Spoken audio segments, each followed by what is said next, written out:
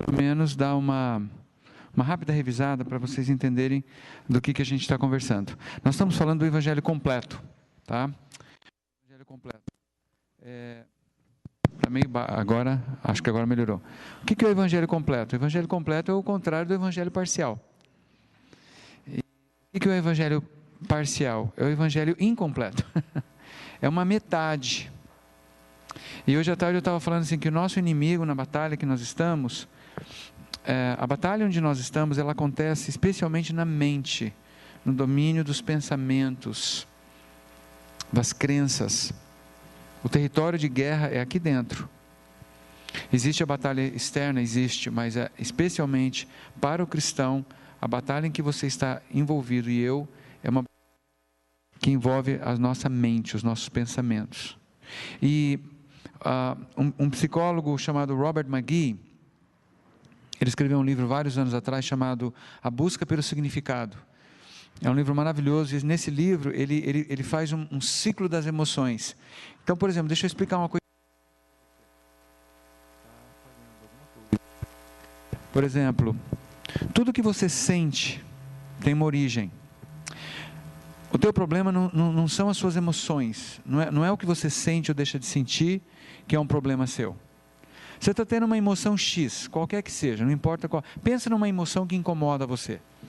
Qualquer emoção, raiva, tristeza, angústia, depressão, indiferença, ódio, né? Porque tem alegria, tem paz, tem um monte de emoção boa que a gente gosta e quer ter. Mas de vez em quando você sente uma emoção que você não gosta dela. Né? Acontece uma coisa, você está lá no banco, entra uma pessoa na tua fila, corta a tua fila, você já fica aquela emoção. Eu não posso sentir isso porque eu sou cristão. É mentira, por que você não pode sentir? Quem disse que você não pode sentir? Sentir ou não sentir não é o problema. O problema é o que é que eu faço com essas emoções. Né? Então, o que acontece? De onde vêm as emoções? Então eu quero que você imagine um ciclo. Aqui embaixo você tem as emoções produzindo ações. Tudo que você faz é movido por algum tipo de emoção, mesmo que ela seja sutil. Aí o que acontece? Nós começamos a querer, vamos supor que você tem um comportamento inadequado, você fala mal dos outros, você é uma pessoa fofoqueira, e você sabe disso, e você fala, puxa, eu não devia fazer isso, ou então você tem inveja de alguém, puxa, não devia ser assim, é um comportamento inadequado, aí você fica prestando atenção nos seus sentimentos e nas suas ações, nos seus sentimentos e nas suas ações, aí você tenta mudar o teu comportamento, e você tenta mudar o que você sente, e você tenta e não consegue, porque emoção é resultado de alguma coisa. O que é que produz emoção? São as crenças. Então, se você pegar um ciclo, lá em cima você coloca crenças. Crença é aquilo que você acredita, mesmo que seja subconsciente.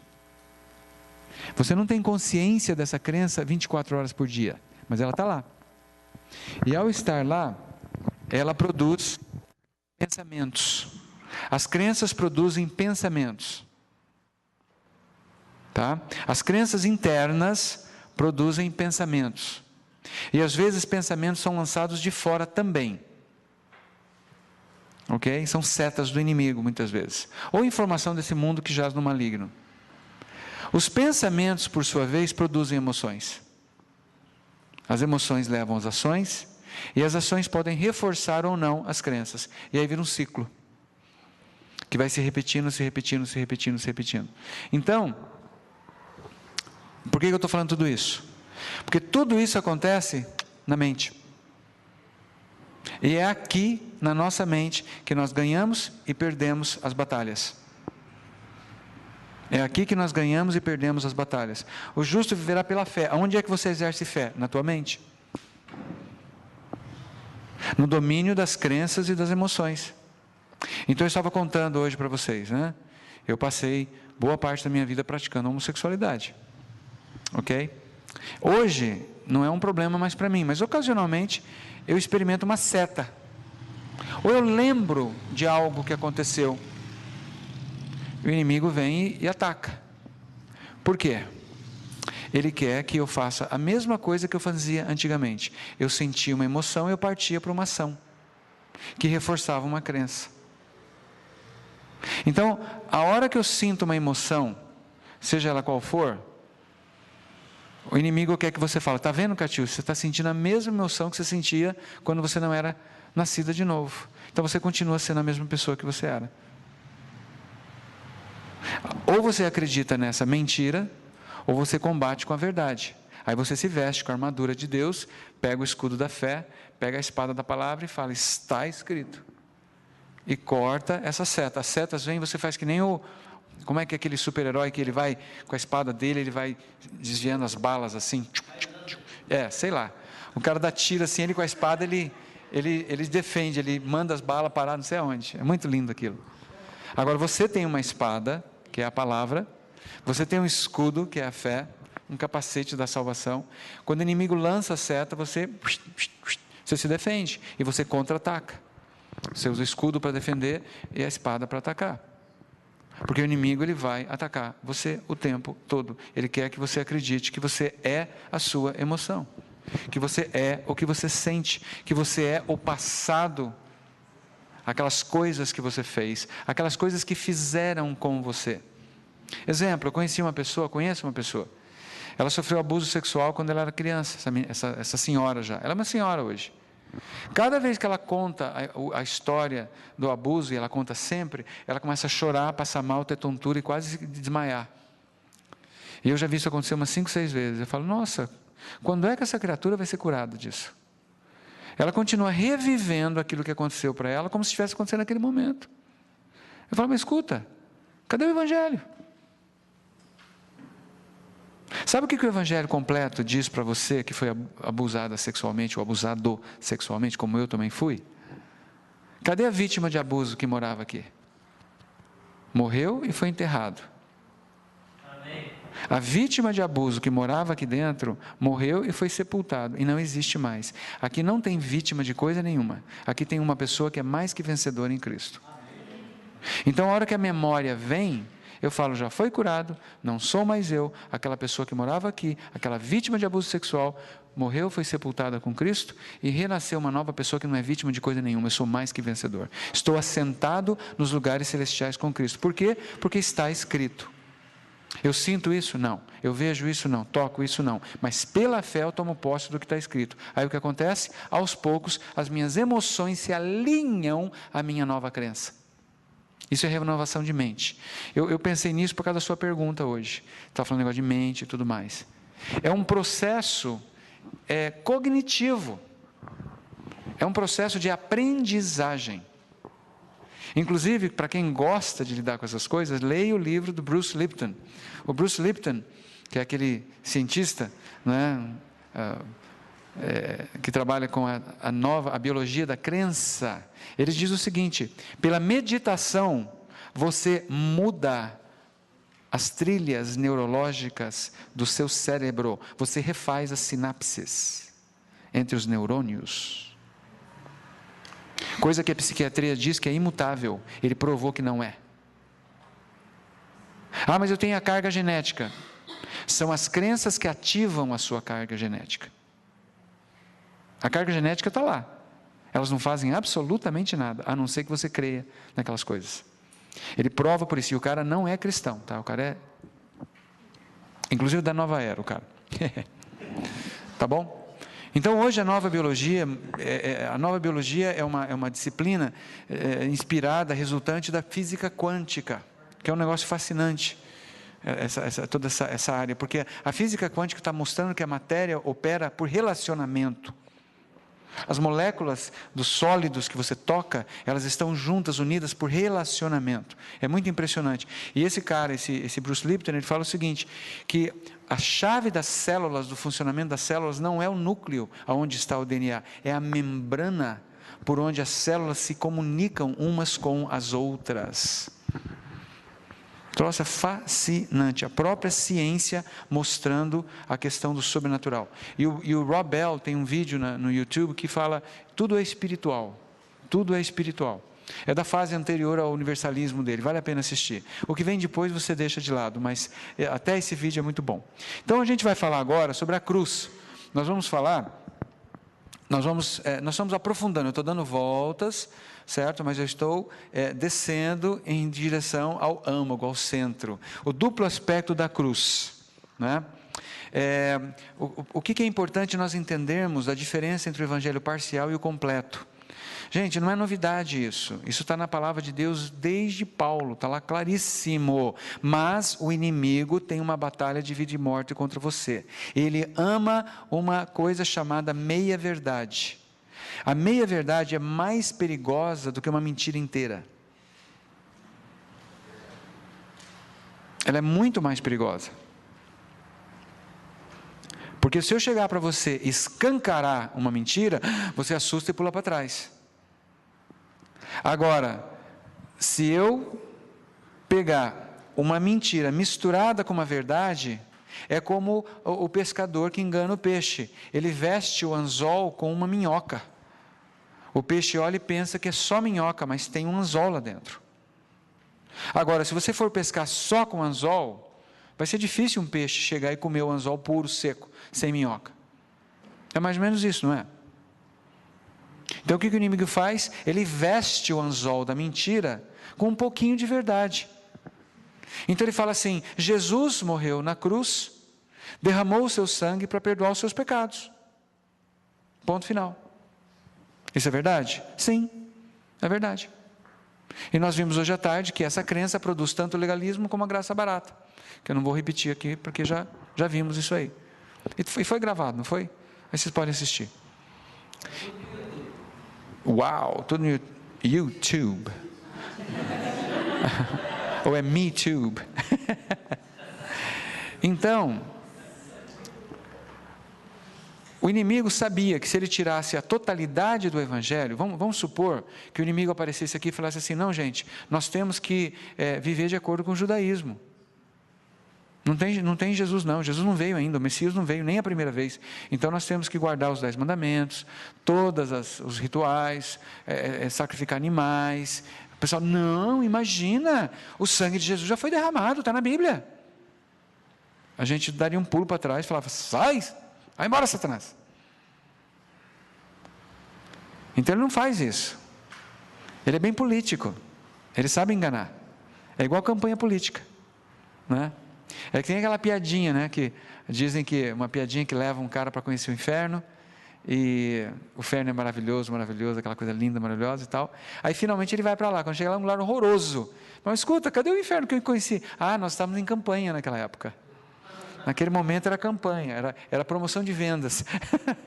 Agora é a realidade. É mais ou menos assim, né? Então o inimigo, ele é o pai da mentira. A Bíblia diz isso, ele é o pai da mentira, ele é especialista em mentira. Eu estava conversando com cadê o Kalel, né? Que ele é um teólogo exuberante, e ele formou escola, e muita gente foi treinada por ele. Sem perceber, gente, sem perceber. Você sabe que os piores problemas estão dentro dos seminários. Eu tive um professor no seminário que ele não acreditava na Bíblia.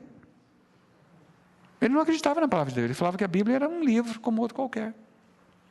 E outras esquisitices malucas que eu vi em seminário e nos tempos aí de missão. Então, o inimigo, ele quer que você acredite em meias verdades. Porque ele sabe que a verdade liberta, a verdade inteira, a verdade completa. Então ele fala assim: bom, eu vou dar um pouco de verdade, mas não completo. Deixa eu usar mais uma ilustração. Falar um pouco mal da indústria farmacêutica no Brasil. Não sei se alguém aqui trabalha nessa área, né? Meu irmão é médico e eu faço traduções juramentadas para vários laboratórios, e eu falei um dia com um cara que trabalha em laboratório, ele estava explicando uma coisa para mim assim: existem algumas doenças não mortais, não fatais, mas doenças que podem ficar crônicas. Então pare e pensa um pouquinho numa doença crônica. Não vai te matar, ela não mata. Então o que um laboratório faz para ganhar dinheiro? Ele desenvolve um medicamento que cura a doença, totalmente. Mas ele fala assim: espera aí, em vez de eu colocar 100% do ingrediente ativo que é necessário para eliminar a doença, eu coloco metade da quantidade de ingrediente ativo. Então o que acontece? Elimina o sintoma da doença, mas se a pessoa parar de usar o remédio, ele volta. O que vai acontecer? Ela vai passar a vida inteira usando o remédio, e nós vamos ganhar dinheiro. Sendo que um tubinho seria suficiente para eliminar a doença, Ele vai usar 50 mil tubinhos a vida toda dele e não vão ganhar dinheiro às pampas. E é uma doença que não é fatal, então ninguém vai perceber. Isso acontece de montão. E a gente não sabe disso. Mas você compra o remédio sem saber que ali só tem metade do que você precisaria ingerir ou passar, ou seja lá o que for, para de fato eliminar completamente aquela doença. Ela fica crônica. O inimigo faz isso, ele quer sangrar você. Ele sabe que ele não pode matar mais você. Ele não tem poder para matar você. Você já é vivo e nunca mais vai morrer. Mas ele fala, eu vou roubar a alegria da salvação. Porque um crente derrotado é uma das coisas mais broxantes que existe. Mas sério. Por que o povo hoje tem ojeriza? Por que o povo hoje tem ojeriza de evangélico por aí? Porque vê essa crentalhada mequetrefe que tem por aí. Sabe? Crente derrotado, crente... Sabe? Crente que tem uma vida nojenta.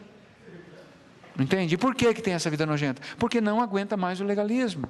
Porque o evangelho parcial, ele vai levar você ou para um legalismo desgranhento, ou você vai migrar para uma graça barata, ou você vai desistir, ou vai ficar em um cinismo louco e viver vida dupla. E aí você não tem unção nem para você, imagina para os outros. Entende? Agora, isso é culpa sua? Não, é Satanás, é estratégia diabólica. Ele quer fazer isso para roubar, matar e destruir, que é a função dele. Agora, Jesus falou que ele venceu o maligno. E nós podemos ter vitória. E tudo que nós precisamos já nos foi dado. Pedro fala isso. Eu acho que é na primeira carta dele, ou na segunda, não lembro. Que tudo que nós precisamos para viver uma vida piedosa e agradável a Deus já nos foi dado. E o que é esse tudo? Cristo em vós, a esperança da glória. Nós já temos tudo que nós precisamos dentro de nós. Mas o inimigo, ele vem dizer para mim e para você a mesma coisa que ele disse para Eva. Vamos lembrar das 4 mentiras que Satanás engana Eva? Porque o pecado original não foi comer a fruta. O pecado original foi acreditar na mentira. Então agora você é a Eva, eu sou a serpente. Oi, dona Eva, como vai a senhora? Tudo bem? Você está tão linda, cada dia mais bonita, né? Com esse modelo, ai desculpe, a senhora está nua, mas a senhora nem sabe o que é modelito, não é? Mas pena, dona Eva, que falta alguma coisa para você ser igual ao Altíssimo. Pois é, você pensava que você era completa, né? Mas não é. Você sabe a diferença entre o bem e o mal? Que é isso, dona Cobra? Você não sabe a diferença entre o certo e o errado? Não sei. Então, está vendo? Você não sabe. E para ser igual a Deus, você precisaria saber. Ai, como é que eu fico sabendo disso? Está vendo aquela árvore lá? Ó? Tem que comer dela. Ah, mas eu não posso comer daquela. Por que você não pode comer? Porque Deus falou que se eu comer, eu vou morrer. Vai não, bobinha. Se você comer, você vai ser igual a Ele. Mas Ele, terceira mentira, não quer que você seja igual a Ele. Deus tem uma agenda contra você, uma agenda secreta. Deus está sacaneando você. Ele morre de medo de você ser igual a Ele. Então o que ele fez? Ele tirou algo, escondeu e proibiu para que você não seja igual a Ele. Você quer ser igual a Ele? Ah, eu quero. Então arregaça as mangas. Ai, desculpa, eu esqueci que você não usa roupa. Você vai e faz alguma coisa para ser igual a Ele. Você tem que comer aquela fruta. É o único jeito de você ser igual a Deus. Mentira, mentira, mentira, mentira. Primeira mentira. Você não é igual a Deus. Eva já era igual a Deus. Não faltava nada para ser igual a Deus. Segundo...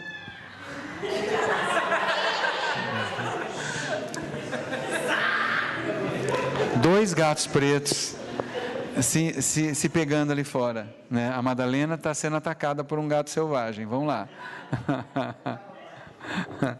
Eu tenho 8 gatos, gente. E antes de vir para cá, uma gata com filhotes apareceu no meu quintal. Apareceu ou foi aparecida, né? 4 mentiras. A primeira mentira, então, é: você não é igual a Deus. Falta algo em você, não faltava nada. A segunda mentira, presta atenção que isso é legal. Você vai te ajudar nas suas tentações, nas suas lutas com as suas tentações. Falta algo em você. Para que você seja igual a Deus, você tem que conhecer o bem e o mal. O certo e o errado. É mentira. Eva era santa, pura e perfeita como Deus. O santo precisa saber a diferença entre certo e errado? Claro que não. Não faz o menor sentido. Tá? Terceira mentira. Deus não quer que você seja igual a Ele. É verdade isso? Não é verdade. Eva já era igual a Deus. Adão já era igual a Deus. E a pior de todas é: você quer ser igual a Deus?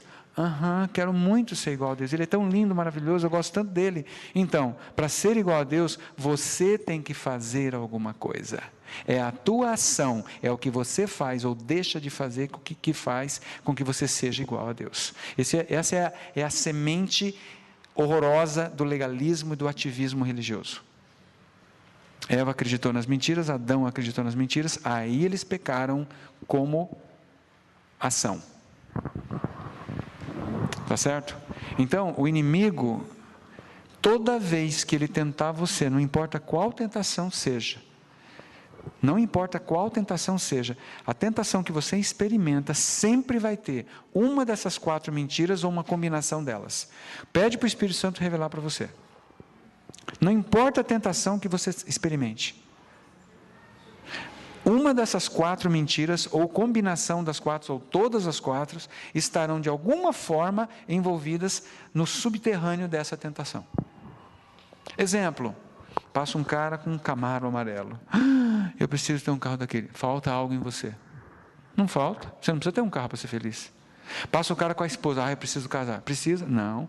Mas não é bom que o homem esteja só. Será que é bem isso que a Bíblia quis dizer? Será que é só isso em relação ao casamento? Porque é muito fácil tirar texto de contexto. É fácil tirar texto de contexto. Porque Paulo não fala para os solteiros ficarem solteiros? Paulo não leu o Velho Testamento? Não é? E Jesus não está solteiro até hoje? 2000 anos solteiro no céu, arranhando as paredes. Entende? Subindo pelas paredes. Entende? Será que a gente entendeu errado alguma coisa? Gente, não pode tirar texto do contexto, é motivo de pretexto, vocês sabem disso. Então, nós temos que entender que não nos falta nada. Se você é uma nova pessoa em Cristo, e você começa a focar quem você é, acima da linha, não falta nada, porque Ele prometeu: buscai em primeiro lugar o reino de Deus, o acima da linha, o Cristo em você, a vida em você, e as demais coisas vos serão acrescentadas. Deus prometeu que não vai faltar nada debaixo da linha, se você procurar o acima da linha. Certo? Tranquilo? Então tá bom. Então vamos lá, vamos ver. Hoje nós vamos começar a trabalhar e amanhã a gente vai continuar a ver o Evangelho completo. Hoje nós vamos ver especificamente o que é o Evangelho completo. Então tá lá, ó. Cristo não só morreu por nossos pecados, mas Ele é a vida que habita em nós. Ele passou a ser a vida que para nós é impossível viver. Então vamos entender uma coisa: quando você vê Jesus na cruz, a gente fala assim: Jesus morreu na cruz e derramou o seu sangue para perdoar os meus pecados. É verdade, mas não é só isso. Está Jesus na cruz? Eu também estava nele. Ele morreu porque Ele se tornou o que eu era, a morte, porque eu já estava morto. Ele foi sepultado, o meu velho homem foi sepultado com Cristo. E fica na tumba. O velho homem não ressuscita. Quem ressuscita é só Jesus. Aonde que Ele ressuscita? Dentro do teu espírito, sendo vida em você e trazendo de volta o verdadeiro você, que sempre esteve escondido em Cristo. Até o momento da tua salvação, você viveu e desenvolveu e deu origem a uma penca de falsas identidades, boas ou más, todas falsas. A única identidade verdadeira é filho amado de Deus, filha amada de Deus, vivos em Deus, vivos em Cristo, só. O resto é rótulo, pode começar a jogar fora. Eu sou uma solteirona. Não é, não existe solteirão no reino de Deus. Todos estamos casados com Cristo, todos. Não existe solteirão no reino de Deus. Eu sou feia, eu sou gordo, eu sou alto demais, baixo demais, eu sou isso, eu sou aquilo, não sei o quê. Tudo isso é mentira. Tudo isso são realidades abaixo da linha que não definem quem você é de verdade. E é tudo temporário. Uma hora vai desaparecer tudo isso. No sentido de ser eliminado e tudo vai ser glorificado. Tá certo? Então, agora veja, nós já falamos sobre isso, é só para dar uma repensada, e tem alguns que não vieram. O que acontece quando conhecemos e ensinamos somente o evangelho parcial, ou seja, que Cristo morreu para nos perdoar de nossos pecados. Eu já falei, já repeti, quem sabe alguém pode dizer basicamente o que acontece? Vamos ver se ficou claro isso aí. Se eu acredito só no evangelho parcial, lembra da cadeira com duas pernas? O que acontece? Vai haver descanso? Não vai haver descanso. Por que não vai haver descanso? Você constantemente tem que observar seu comportamento. Constantemente você tem que estar pensando, será que eu pequei? Será que eu não pequei? Será que eu, oh meu Deus, eu não sei, será que eu fiz isso errado? Será que está faltando? Eu li 5 capítulos da Bíblia, será que basta? Será que não é melhor ler 6? Nossa, ontem eu estava cansado, eu li 4 capítulos e meio. E se Jesus voltar essa noite, eu estiver dormindo e ter faltado aquele meio capítulo de Bíblia que eu não li? Eu não sei se você sabia, mas a Bíblia não foi escrita em capítulos e nem em versículos. Não é? Aí tem essas coisas malucas. Eu não sou contra ler Bíblia. Leia uma vez por mês se você quiser a Bíblia. Mas não cria condição e dizendo assim, eu me santifico lendo Bíblia. Ai. Como assim? Eu me santifico jejuando. Você se santifica? Desde quando? Santificai-vos e não sei o que lá e tal. Opa, vamos entender direito isso? É para ser santo como Deus é. Você consegue? De jeito nenhum. Santidade é um presente como salvação. Ou você recebe de Deus ou você não tem. E ponto final. Então, se nós acreditamos no evangelho parcial, nós caímos no legalismo ou na graça barata e a coisa não anda. Agora veja, é verdade sim que Cristo morreu por nós. Esse é o primeiro aspecto da cruz. Essa mensagem aparece várias vezes no Novo Testamento. Agora o problema é que às vezes o autor que escreveu, ele falou, Jesus morreu na cruz e tal, e aí fala aqui, fala lá. O próprio Paulo fala isso, mas de vez em quando Paulo vai além, ele fala, gente, ele morreu, mas nós morremos com ele. A gente vai ver Romanos 6 já. Não pode, esse é o problema de certas práticas de estudo da Bíblia. Você tem que estudar a Bíblia assim, você tem que dar uns passos para trás e ver a história bíblica como um todo, de Gênesis a Apocalipse, numa pincelada. A Bíblia começa com um casamento, ela termina com um casamento e tem um romance divino no meio, tá certo? Só que é o casamento de nós com Deus, e o casamento humano é só uma metáfora disso, tá certo? Tem gente louco para casar, não há nada de errado, viu, Andrei? Não há nada errado de casamento. Pode casar. E quando você casar, me convida que eu quero vir comer bolo. Não há nada de errado em casar. Mas, por favor, não confunda as coisas. A mulher não vai te preencher e nem o homem vai te preencher. Se Jesus não preencher você, e você acreditar que o cônjuge vai preencher, você vai entrar numa roubada, porque você vai transformar esse cônjuge em Deus, e ele não é competente para isso. E nem ela. Vai virar um peso desgranhento para esse seu cônjuge, e você vai ser eternamente frustrado como pessoa, porque nenhum ser humano vai suprir o que só Deus pode suprir, que foi o que eu falei no final da tarde hoje. Deus nos criou de tal forma que somente aquilo que está acima da linha pode nos preencher. Casamento, filhos, carro novo, casa nova, viagem, não preenche. É bom, é bacana, é legal? Sim, não há problema algum, mas não tente preencher o seu interior com essas coisas que não vai dar certo. Tá? Então nós vemos várias passagens, Efésios 1, 7 a 8, Colossenses 1, 14, Colossenses 2, 13, 1 João 2, 2. Então, agora veja, por quê? Agora eu quero fazer uma pergunta, vamos ver se vocês estão captando a mensagem, não é? Por quê? E não é heresia essa pergunta, tá? Por que saber que os nossos pecados terem sido perdoados não é suficiente para nós? Por que não basta para Cátia saber que os pecados dela são perdoados? Foram todos perdoados. Por que não é suficiente saber que, uma vez eu falei com um presbiteriano roxo sobre isso, ele falou, cuidado, Vili, cuidado, porque nada além do sangue, nada além do sangue. Opa, será que é nada além do sangue? Ai. A gente tem que tomar cuidado com o que a gente canta. Vocês sabiam que vocês têm que tomar cuidado com o que vocês cantam? Você sabe o que acontece quando você canta? Você conecta os hemisférios do teu cérebro. E você otimiza a aprendizagem. Coisa de papo de professor, né? Então, o que um professor faz para otimizar a aprendizagem? Ele traz o lúdico, o artístico para a sala de aula. Ele transforma, ele elabora a criatividade, porque daí você pega o hemisfério esquerdo, que é o racional, e mistura com o direito, que é o artístico. E aí você otimiza, você aprende muito mais com as letras que você canta do que ouvindo a palestra do Vili. Você grava muito mais no teu cérebro as letras das músicas que você canta do que isso que você está ouvindo agora. Então não adianta nada eu falar do evangelho completo e você cantar o evangelho parcial. Foi na cruz onde o dia eu vi meus pecados castigados em Jesus. Que lindo o hino. Evangelho parcial.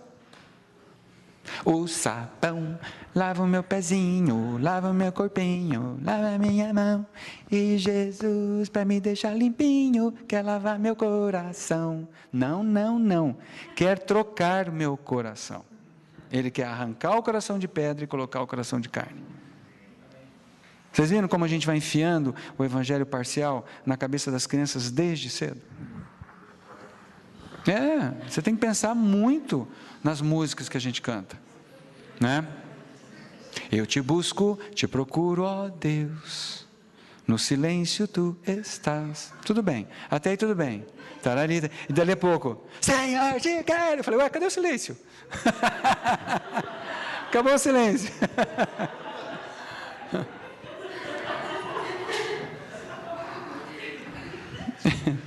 E aí vai, dá para ficar achando um monte de letra de música. Graças a Deus tem músicas boas. Canta, canta. Cristo é a minha vida, o motivo do louvor, no meu novo coração. Ótimo, de repente vale a pena fuçar no baú e achar letras bíblicas. E cantar essas letras bíblicas. E não cantar a música da moda. Não é?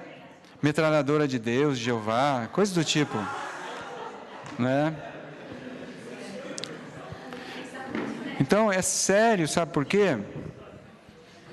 Nós confessamos com os lábios. Então é importante eu cantar a verdade.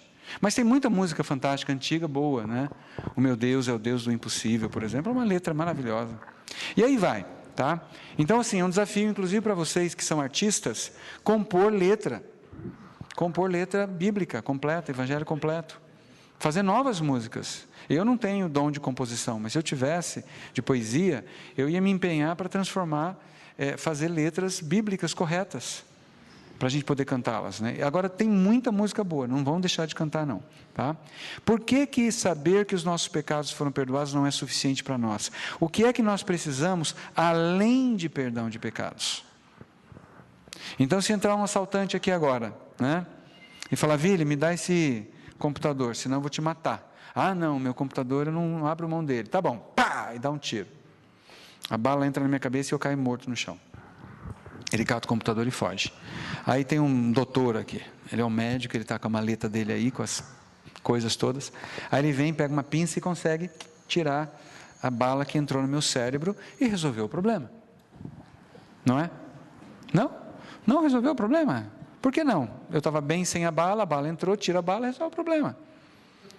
Por que não? Ah, a bala causou um problema, a morte. Então vamos imaginar que remover a bala é o sangue de Jesus, remove o pecado. O sangue de Jesus remove o pecado. Eis o Cordeiro de Deus que tira o pecado do mundo. Amém? Louvado seja Deus. Precisa do sangue? Opa! Agora para por aí. O que está faltando? Vida. O problema do ser humano não é que ele é pecador. O problema do ser humano é que ele é morto. E é por isso que ele peca. O pecar é resultado da morte. O pecar é sempre resultado da morte. Por isso que a inclinação da carne é morte e produz pecado. Então não adianta só tirar a bala que nos matou espiritualmente. Precisa devolver vida. Aí a igreja faz assim. Então faz de conta que é a Nicole, né? A Nicole recebeu o tiro e está morta no chão.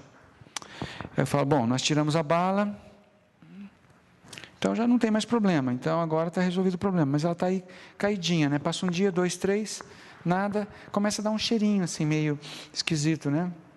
Esse cadáver está aqui. Pessoal, vamos fazer alguma coisa a respeito, porque está começando a feder. Boticário. Coisa do Paraná, né? Bicho do Paraná. Vamos lá. Vamos pegar uma colônia feminina, bem maravilhosa do Boticário. Qual que é que vocês acham? Se fosse homem, eu ia falar Malbec Black. Né? Oi? Como é que chama? Line, ótimo.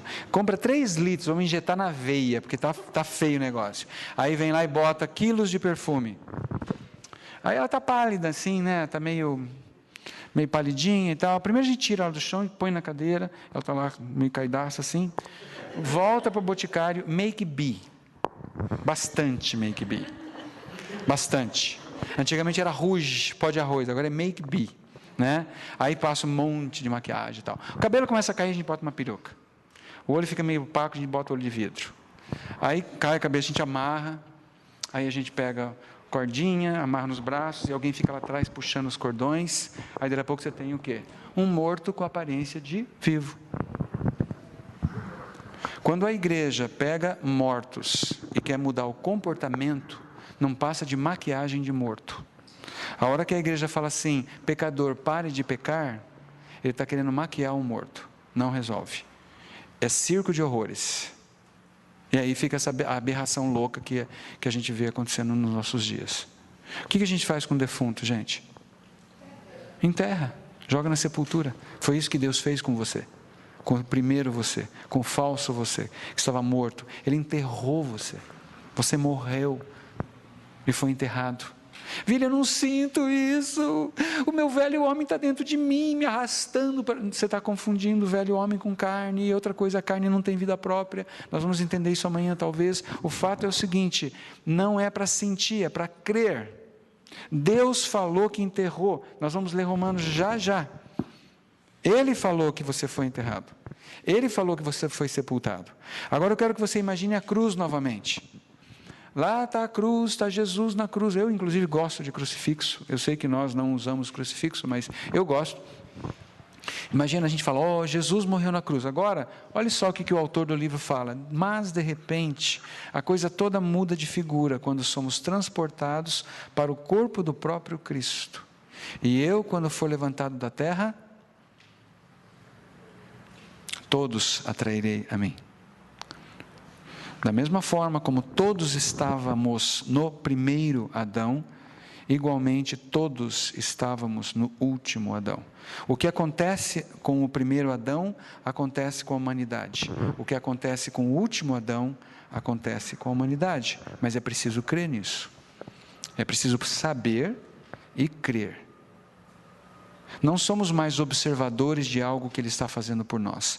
A maioria de nós pensa na paixão de Cristo, que aconteceu ontem, nós todos ali olhando, e eu vou passar um vídeo para vocês hoje ou amanhã. Acho que hoje seria até melhor, porque hoje está mais escurinho. A gente pode ouvir uma música no final, Arthur? Eu ponho o microfone aqui, eu acho que dá para ouvir, vamos tentar. Enfim, você não está mais vendo Jesus na cruz.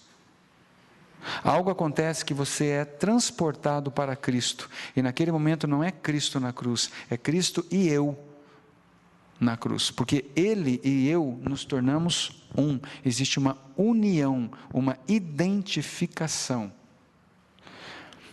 Não somos mais observadores de algo que Ele está fazendo por nós, e sim participantes com Ele deste acontecimento. Somos crucificados com Ele, quando Ele morre, morremos com Ele. Olha aqui Romanos. Olha só, ou vocês não sabem, desculpa, está bem pequenininho, devia ter dividido, ou vocês não sabem que todos nós que fomos batizados em Cristo Jesus, fomos batizados na sua morte. Aqui, lamentavelmente, a tradução é complicada, porque a palavra batismo é imergir, é inserir, é colocar uma coisa dentro da outra, e a gente já começa a pensar em batismo batista, não é? A gente é muito ecológico, usa uns pinguinhos d'água, né, para fazer economia, Então a gente tem esse problema de imaginar batismo desse ou daquela denominação. Batizar é imergir, é inserir, é unir, identificar, é juntar 1 mais 1 é igual a 1. Uma ideia é você pegar, por exemplo, água e falar assim, agora eu vou inserir essa água no vile. Pronto, agora vila e água se tornaram um só. E daqui a pouco essa água já entrou nos meus tecidos, já não separa mais essas moléculas.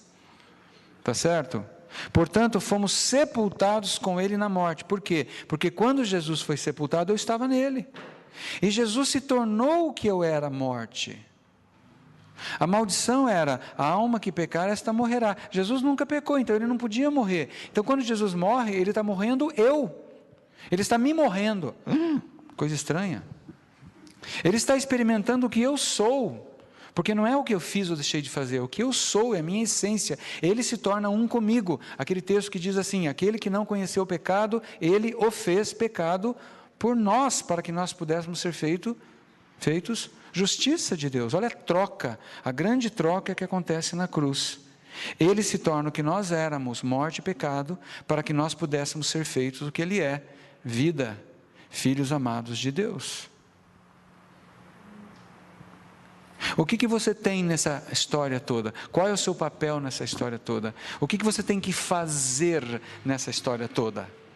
Absolutamente nada, só receber. Uma diferença maravilhosa entre a antiga aliança de Deus com os judeus e a nova aliança de Deus com todos nós, é que na antiga aliança era um pacto, um contrato assinado entre Deus e o povo judeu. Eu sou Deus, vocês são judeus, eu vou ser Deus de vocês, vocês vão ser o meu povo, se vocês andarem nos meus caminhos, há condições. Se não andar, paulada e cacetada. Mas na nova aliança, é um contrato, é um pacto feito entre Pai, Filho e Espírito. Você somente é o beneficiário. E Paulo fala que esse contrato, essa aliança é superior, porque ela não depende da minha obediência, ela depende da obediência de Jesus Cristo. Por isso, gente, que toda a honra, toda a glória, todo o louvor, todo o domínio e adoração pertencem única e exclusivamente a Ele. Porque se eu tiver que fazer alguma coisa, eu tenho que ter glória, eu tenho que ter crédito. Não é verdade? Mas eu não tive que fazer nada, eu apenas recebo. E o nome disso é graça. Até aí tudo bem? Legal. Continuando. Portanto, fomos sepultados com Ele na morte por meio do batismo, a fim de que, assim como Cristo foi ressuscitado dos mortos mediante a glória do Pai, Cristo foi ressuscitado. O velho homem não foi ressuscitado, o velho homem ficou na tumba. Jesus ressuscita. Onde que Jesus ressuscita? Dentro do teu espírito. Certo? Assim como Cristo foi ressuscitado dos mortos mediante a glória do Pai, também nós vivamos uma vida nova. Olha a mudança de comportamento como resultado do novo nascimento. O novo nascimento produzindo mudança de comportamento. Nesta ordem, não pode inverter, que não dá certo. Se dessa forma fomos unidos a Ele na semelhança da sua morte, certamente o seremos também na semelhança da sua ressurreição. Pois sabemos que o nosso velho homem foi crucificado. E se foi crucificado, morreu e foi enterrado. Você não tem mais o velho homem. O velho homem morreu e não existe mais. Você tem carne. É outra coisa. Não confunda a carne com velha natureza. Uma observação só de professor fanático. E tradutor, né? Lamentavelmente, a palavra carne, em grego, no Novo Testamento, foi mal traduzida 4 vezes, eu não lembro todas as passagens, mas especialmente na Nova Versão Internacional, em alguns lugares onde a palavra sarx, em grego, sarx, S-A-R-X, a palavra sarx, ela pode significar corpo físico ou carne. O que é carne? Carne é aquele sistema de crenças que você desenvolve enquanto você está morto espiritualmente para dar sentido à sua existência. Isso é carne. Pode ser boa, pode ser má, pode ser as duas. Todo mundo desenvolveu uma carne, tá bom? E todos nós herdamos a carne do velho homem que morava em nós. Só que, em algumas traduções, a palavra carne foi traduzida como velho homem, ou natureza pecaminosa, ou velha natureza. E está errada essa tradução. Dá a entender que você tem simultaneamente velho homem e novo homem dentro da mesma pessoa. Não é à toa que está cheio de crente esquizofrênico, doido da cabeça. Nem Prozac resolve o problema deles. Tá certo? Está claro isso, gente? Você não tem 2 naturezas. Você não está lutando contra você mesmo. Você não tem uma guerra interna contra você. Não existe isso. A guerra não é você lutando contra você. Você não tem nem que lutar contra o pecado ou contra a carne. O único pecado com o qual você tem que lutar é a incredulidade. É o único. E a incredulidade pode ser causada pela ignorância. Então você tem que estudar a palavra de Deus. Tá certo? Porque Paulo fala muito isso. Ignorais, não sabeis, sabendo isto. Ou vocês não sabem. E é isso que Deus quer fazer. Ele quer nos educar. É um processo educacional. Tá? Então, você não tem mais o velho homem. Por quê? Porque tudo o que aconteceu com Cristo na cruz também aconteceu comigo. Tudo. Tá? O que você acha dessa afirmação? Você pode falar assim, mas espera aí, Vili. Eu não estava lá. Nós estamos no século 21, você não percebeu, não? Gente, Deus opera no Kairos. Deus não é prisioneiro do Cronos, nós somos. Nós somos fisicamente prisioneiros do Cronos. Espiritualmente não somos mais. É que nós estamos aprendendo a viver em espírito, a andar em espírito. É uma aventura nova para todos nós. Todos nós estamos aprendendo a andar em espírito. Não é fácil. Você passou anos e anos e anos da sua existência operando em nível de carne, agora você vai de repente saber andar em espírito? É uma aventura nova, tá? Então veja, aceita pela fé. Jesus, Romanos 6, eu coloquei aqui, não é o Vili que está falando, é Paulo. Romanos está dizendo, a Paulo em Romanos está me dizendo que o que aconteceu com Jesus aconteceu comigo. Eu aceito.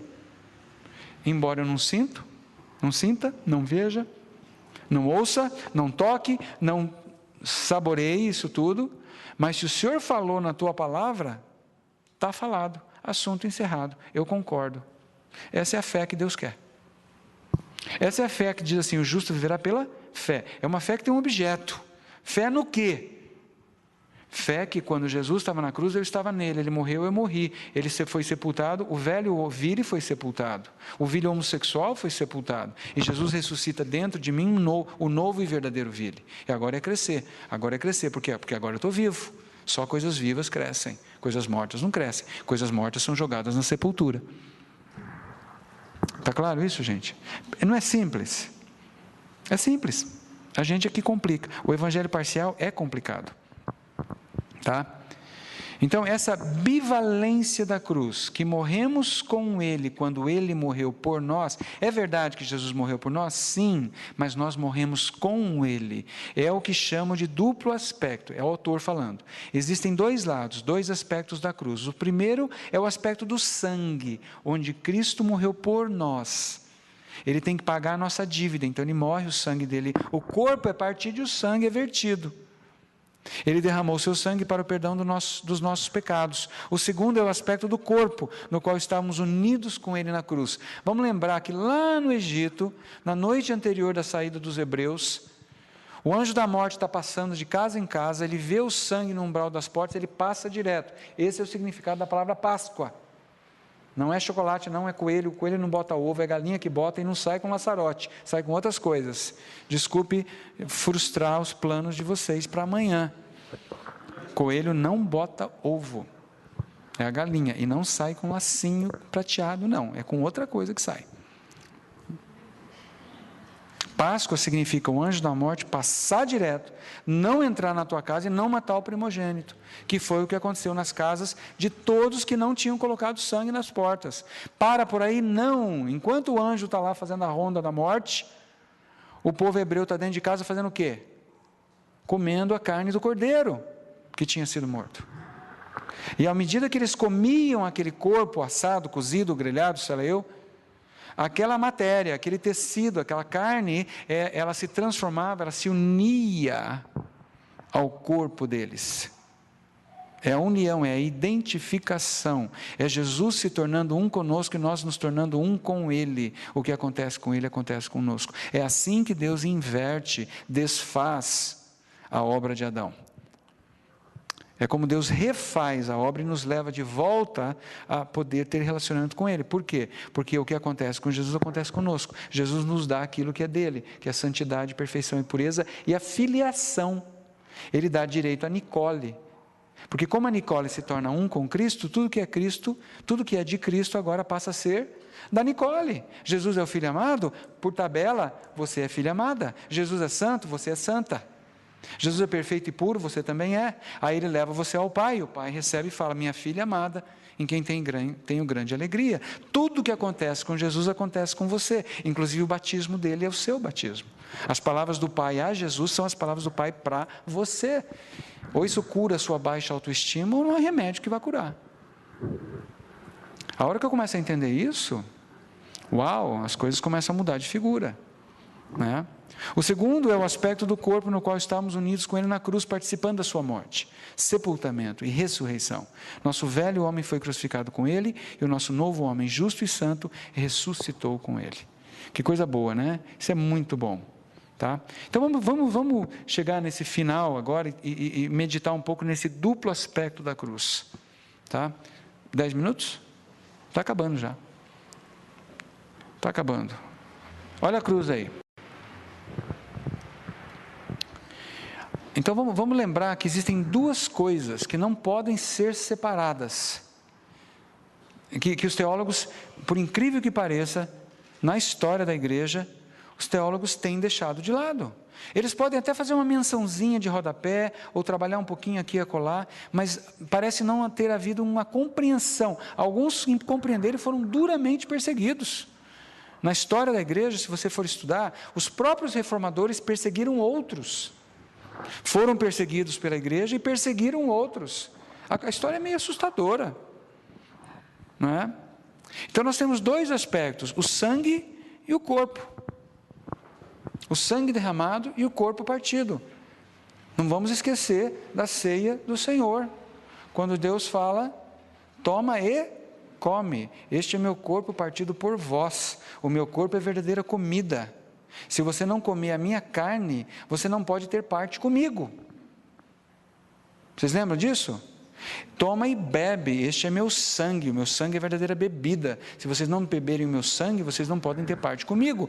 A judeusada surta e foge, corre, está correndo até hoje.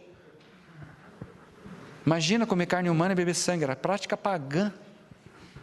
E eles receberam ordens explícitas para não fazer as coisas que os pagãos faziam. E está aqui o próprio Jesus falando, come minha carne, bebe meu sangue, cruz credo, que horror. Eles não entenderam do que Jesus estava falando. Que assim como você come uma comida, bebe uma bebida e ela se torna uma com você, ela se une ao seu corpo, assim é quando você espiritualmente se alimenta de Cristo, e você bebe Jesus, e você se torna um com Ele. É um casamento, é o conhecer, tá? que eu ilustrei com a água hoje à tarde. Então, no aspecto sangue, Cristo morreu por nós. Ele morreu por nós. Olha a preposição, por nós. Jesus morreu por mim, é verdade? Sim, é verdade. Mas no aspecto corpo, eu morri e ressuscitei com Cristo. Não é só Jesus morrer por mim, eu morrer com Jesus, todos nós unidos em Cristo. E o versículo que você pode anotar aí, se você quiser, eu não lembro da referência, João alguma coisa, e eu quando for levantado da terra, todos atrairei a mim. E o texto também que diz, de Coríntios, né, que nós vimos agora há pouco, do último Adão, tá? Então, nós não podemos separar esses dois aspectos, eles são inseparáveis, tá? Agora, amanhã vai haver ceia. Amanhã vai haver ceia. Então, nós não acreditamos na transubstanciação, nós não acreditamos que aquele pãozinho vira o corpo de Cristo, tá? É símbolo. Aquele suquinho não vira o sangue de Jesus, fisicamente falando. É um símbolo. E é curioso que Jesus fala assim, pessoal, quando vocês se reunirem, eu quero que vocês façam isso para lembrar de mim. Vamos parar só um pouquinho e pensar nisso? Por que ele fala isso? Por que esse é o único ritual que ele deixa para nós? É o único ritual. Jesus não deixou nenhum outro ritual. As igrejas são socadas de rituais. Jesus deixa só um, e um ritual relativamente simplista, se você for pensar. Meu Deus do céu, comer um pedacinho de pão e tomar um pouquinho de vinho. Mas olha a profundidade. Deus é assim, Ele é simples e profundo ao mesmo tempo. Porque a gente come 3, 4 vezes por dia, o nosso corpo não vive sem comida. E no nível espiritual, se Jesus não for vida em nós, nós também não temos vida, porque Ele é a nossa vida. Cristo é a nossa vida, não é a vida da Nicole, mais a vida de Cristo. A Nicole não tinha vida, ela estava morta. Então a Nicole, você quer dar a sua vida para Jesus, Nicole? Não, você não pode dar a sua vida para Jesus, porque você não tem vida para dar. Nunca teve. Agora, Nicole, você está morta, você quer vida? Tem alguém que quer ser vida em você. Tem a ilusão de vida, o que nós acreditamos que é vida abaixo da linha, e isso tem que ser renunciado, entregue, para que eu possa receber vida. Você está entendendo? Nessa dimensão, sim. Mas veja só, quando eu vou tomar aquela ceia, quando eu vou participar daquilo lá, eu faço aquilo para lembrar de quê? Lembrar do quê? De pecados. Examinai. Examina. Como é que foi a tua semana, o teu mês? Você está com cara de quem pecou. Estou farejando o pecado. Uma pastora da minha igreja chegou e falou assim: se você está em pecado, se você pecou, você não pode tomar ceia. Uau, não pode? De onde ela tirou isso, será? Coríntios, não é isso que Coríntios fala, não é isso que Paulo ensina aos Coríntios. Havia lá na igreja de Corinto quase que uma orgia. O que estava acontecendo? Era uma refeição, não era um pãozinho, um vinho, não. Eram galões de vinho, e vinho mesmo, não era suco de uva não, viu? Essa história de suco de uva é conversa fiada. Não era suco de uva. Embora tenha uns caras aí que tentam tremendamente provar que eles já sabiam como impedir a fermentação da uva, do vinho. Eu não sei se isso é verdade, mas enfim. O fato é o seguinte, era muita comida, era muita coisa, e cada um trazia, e eles se assentavam e partilhavam juntos, e a bebida e o alimento eram a lembrança de que Jesus tinha falado: este é meu corpo, né? Este é meu sangue, etc. e tal. Só que o que aconteceu lá em Corinto? O povo chegava mais cedo, uns fominhas chegavam mais cedo, e carcava no vinho. E ficava alegrinho. E mandava ver, comiam as melhores comidas. Quando o povo terminava de chegar, o vinho tinha acabado, o povo estava trêbado, não é? A melhor comida tinha acabado, só tinha pé de galinha, curanchinho, né? Pescoço, cabeça, o pé do porco. Porco não, eles não podiam comer porco. Mas o resto estava lá. E o povo passando mal, vomitando pelos cantos. Paulo fala: o que é isto? Vocês esqueceram do que significa? Então, tomar a ceia de maneira indigna é você não entender o que você está fazendo. É você não compreender que aquele pãozinho significa o corpo de Cristo na cruz, que você foi unido a Ele, que da mesma maneira que aquele pãozinho se torna um com o teu corpo, que aquele vinho se torna um com você, você estava em Cristo, que o que aconteceu com Ele aconteceu com você. É isso que essa é a forma digna de tomar a ceia. Eu tenho uma consciência de pecado. Eu sou a pessoa que mais precisa tomar a ceia. Eu sou a pessoa que mais precisa tomar a ceia. Eu pego às vezes o copinho e falo assim: Jesus, obrigado, o teu sangue já pagou todos os meus pecados, inclusive esse que eu estou pensando agora, que está me incomodando. Eu quero afirmar que pelo teu sangue esse pecado foi removido, e o Senhor nem lembra mais, e eu também quero deixar ele fora de mim nesse momento. E eu mando ver. Tá certo?